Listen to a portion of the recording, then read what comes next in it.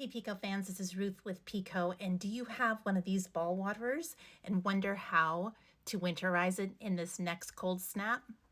I've been getting a lot of phone calls from people in areas that typically don't deal with a lot of freezing on how to winterize these waterers. So I have a couple tips for you. Wait to the last one because it's kind of the most controversial one, but I hope that these tips will help you with this upcoming storm.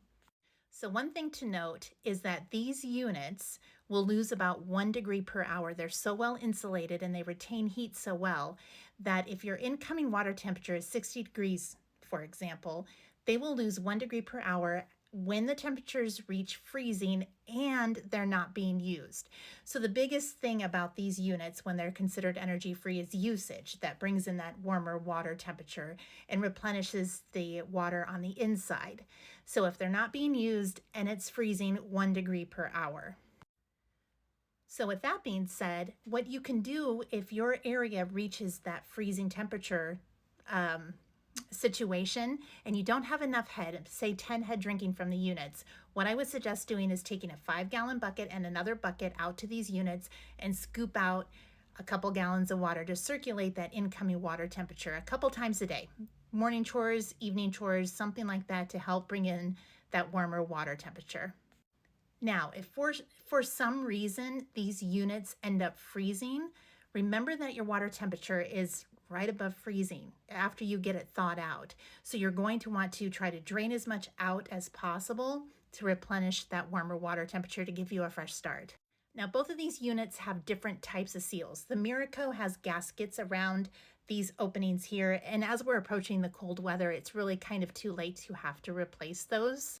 But the Ritchie here, there's a groove that you will find underneath this red lid in that yellow base and at the top underneath that cover. It's called the water seal groove.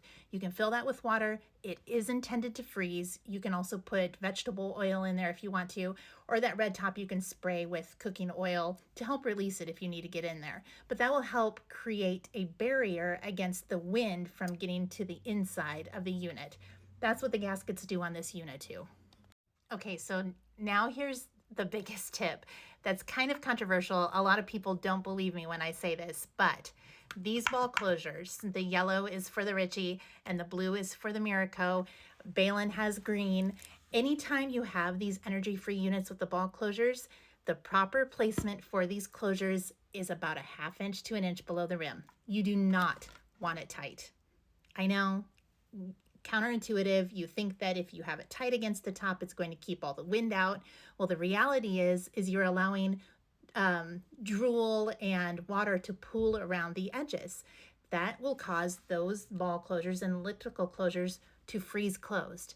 So then you're creating a situation where there's no incoming water temperature or incoming warmer water replenishing the inside, causing it to freeze. So you do want it to sit about a 1/2 inch to 1 inch below the rim to prevent that pooling. And at the same time, imagine the usage. So if there's wind or if there's animals playing with this or even just drinking from it, that's going to help move these ball closures around and that will help break up the ice a little bit more. So set that water level down so that those ball closures are about a 1/2 inch to 1 inch below the rim.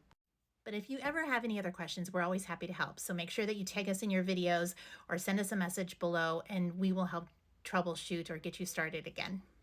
And if you need any parts, visit our store at picosupply.com. We are well stocked and can ship out immediately.